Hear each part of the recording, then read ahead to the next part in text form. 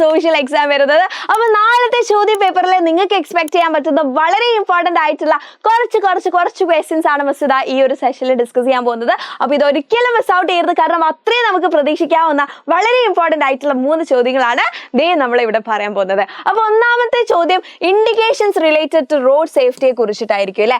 Yes, നമ്മൾ റോഡിൽ പോകുമ്പോൾ കുറച്ച് സേഫ്റ്റി ഇൻഡിക്കേഷൻസ് ഒക്കെ ഉണ്ടാവാൻ പറ്റും, കുറച്ച് സൈൻ ബോർഡ്സ് ഒക്കെ നമുക്ക് കാണാൻ പറ്റും. അപ്പൊ അതെന്താണ് സൂചിപ്പിക്കുന്നത് എന്ന തരത്തിൽ നമുക്കൊരു ചോദ്യം നാളെ ക്വസ്റ്റ്യൻ പേപ്പറിൽ പ്രതീക്ഷിക്കാം. ഓക്കെ, അപ്പൊ നമ്മുടെ ടെക്സ്റ്റിൽ തന്നെ നമ്മൾ പഠിച്ചിട്ടുണ്ട് ഒരുപാട് സൈൻ ബോർഡ്സിനെ കുറിച്ചും ആ സൈൻ ബോർഡ് എന്താണ് സൂചിപ്പിക്കുന്നത് എന്നുള്ള കാര്യം കൂടെ നമ്മൾ ഡിസ്കസ് ചെയ്തിട്ടുണ്ട് അല്ലെ.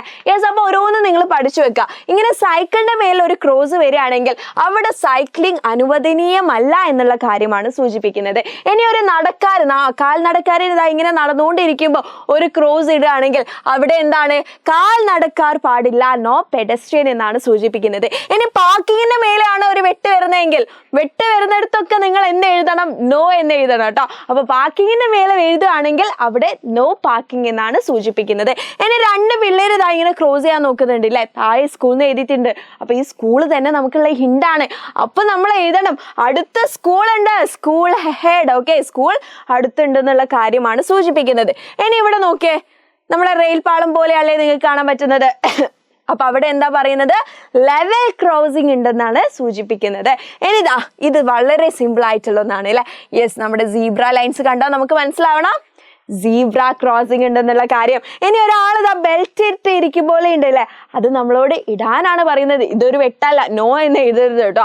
ഇവിടെ സീറ്റ് ബെൽറ്റ് ധരിക്കും, നമ്മുടെ സേഫ്റ്റിക്ക് വേണ്ടിയിട്ട് ധരിക്കാനുള്ള കാര്യമാണ് സൂചിപ്പിക്കുന്നത്. ഇനി ഇതാ ഇവിടെ എന്താണ് പറയുന്നത്, ഒരു ഹോണിന്റെ മേലിൽ വെട്ടാണ്. അപ്പൊ വെട്ട് കണ്ടാൽ നമ്മൾ നോ എന്ന് എഴുതണം അല്ലെ. അപ്പൊ ഇവിടെ ഹോണടി പാടില്ല, ഇവിടെ ഹോൺ ചെയ്യാൻ പറ്റില്ല, നോ ഹോൺ എന്നാണ് സൂചിപ്പിക്കുന്നത്. ഇനി ഒരാൾ ഇതാ ഇങ്ങനെയൊരു ഹെൽമെറ്റ് ധരിച്ചിരിക്കുന്നത് നിങ്ങൾക്ക് കാണാൻ പറ്റും. അപ്പൊ നമ്മളോട് ഇതാ ഇവിടെ വെട്ടൊന്നും ഇല്ല കേട്ടോ. അപ്പൊ വെട്ടില്ലാത്തത് കൊണ്ട് നമ്മളോട് എന്താ പറയുന്നത്, ഹെൽമെറ്റ് ധരിക്കാൻ വേണ്ടിയിട്ടാണ്, നമ്മുടെ സുരക്ഷിതയ്ക്ക് ഹെൽമെറ്റ് ധരിക്കാൻ വേണ്ടിയിട്ടാണ് സൂചിപ്പിക്കുന്നത്. ഓക്കെ, അപ്പൊ ഇത്രയും ഇൻഡിക്കേഷൻസ് നിങ്ങൾ നിർബന്ധമായിട്ടും പഠിച്ചു വെക്കണം, കാരണം ഇതിൽ ഒരു 4-5 എണ്ണമെങ്കിലും നമ്മളത്തെ ചോദ്യ പേപ്പറിൽ നമുക്ക് പ്രതീക്ഷിക്കാം. ഇനി അടുത്ത ഇമ്പോർട്ടന്റ് ആയിട്ടുള്ള ക്വസ്റ്റ്യൻ എന്ന് പറയുന്നത് നമ്മുടെ സുപ്രീം കോർട്ടിനെയും ഹൈക്കോർട്ടിനെയും കുറിച്ചിട്ടായിരിക്കും കേട്ടോ. അപ്പൊ സുപ്രീം കോർട്ട് എന്ന് പറയുന്നത് നമ്മുടെ രാജ്യത്തിലെ ഏറ്റവും വലുതായിട്ടുള്ള ലോ കോർട്ടാണ്. ഓക്കെ, അപ്പൊ ഇന്ത്യയിലെ ഏറ്റവും വലുത് ഹയസ്റ്റ് കോർട്ട് എന്ന് പറയുന്നത് സുപ്രീം കോർട്ടാണ്. ഇനി നമ്മുടെ സ്റ്റേറ്റിലേക്ക് വരികയാണെങ്കിൽ സ്റ്റേറ്റിലെ ഹയസ്റ്റ് കോർട്ട് എന്ന് പറയുന്നത് ഏതാണ്, അത് ഹൈക്കോർട്ടാണ്. ഓക്കെ, അപ്പൊ സുപ്രീം കോർട്ട് എവിടെയാണ് സ്ഥിതി ചെയ്യുന്നത് ചോദിച്ചാൽ അപ്പൊ നമ്മൾ എഴുതണം അത് ന്യൂഡൽഹിയിലാണ് ലൊക്കേറ്റ് ചെയ്യുന്നത്. പക്ഷേ നമ്മുടെ ഹൈക്കോർട്ട് എവിടെയാണ്, ഹൈക്കോർട്ട് എന്ന് പറയുന്നത് സംസ്ഥാനത്തിൻ്റെതാണ് കേട്ടോ, സ്റ്റേറ്റിൻ്റെതാണ്. അപ്പൊ അങ്ങനെ ചോദിച്ചാൽ നമ്മൾ പോയി ന്യൂഡൽഹി എഴുതരുത്. നമ്മുടെ കേരളത്തിൻ്റെത് ഇത് എറണാകുളത്താണ് സ്ഥിതി ചെയ്യുന്നത് എന്നുള്ള കാര്യം നിങ്ങൾ എന്ത് ചെയ്യുക, ഒന്ന് മനസ്സിലാക്കിയിട്ട് വെക്കുക.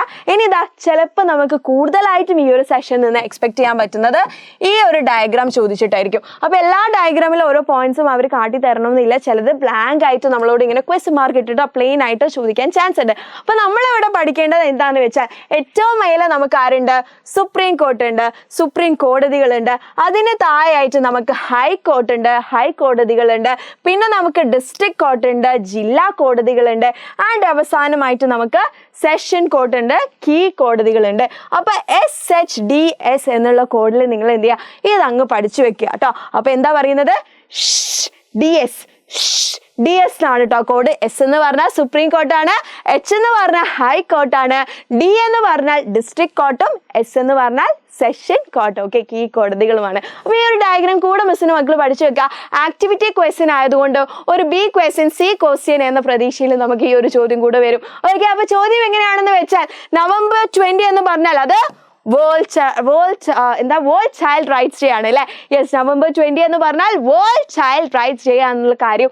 അതേപോലെ June 12 എന്ന് പറഞ്ഞാൽ ആന്റി ചൈൽഡ് ലേബർ ഡേ ആണെന്നും child line help number child help line number ഏതാണെന്ന് ചോദിച്ചാൽ അത് 1098 ആണെന്നുള്ള കാര്യം കൂടെ നിങ്ങൾ പഠിച്ചാൽ ഈ സംഗതി സെറ്റാണ്. അപ്പോൾ ഉറപ്പിക്കുക മക്കളെ, ഇത്തരത്തിലൊരു ചോദ്യം നമുക്ക് നാളത്തെ ക്വസ്റ്റ്യൻ പേപ്പറിൽ കാണാൻ പറ്റും. അപ്പോൾ നിങ്ങൾ ഓർക്കണം ഐഷ മിസ്സിനെയും മിസ്സിന്റെ ബോർഡിനെയും. അപ്പോൾ നിങ്ങളോടൊരു ചോദ്യം ചോദിക്കട്ടെ, നമ്മുടെ രാജ്യത്തിന്റെ ഏറ്റവും ഹയസ്റ്റ് കോടതി ഏതാണ്, അല്ലെങ്കിൽ ഹയസ്റ്റ് കോർട്ട് ഏതാണെന്ന് താഴെ കമന്റ് ബോക്സിൽ മിസ്സിന്റെ ഫേവറേറ്റ് ഇമോജിയോട് കൂടെ നിങ്ങൾ കമന്റ് ചെയ്യുക. Okay, bye, thank U.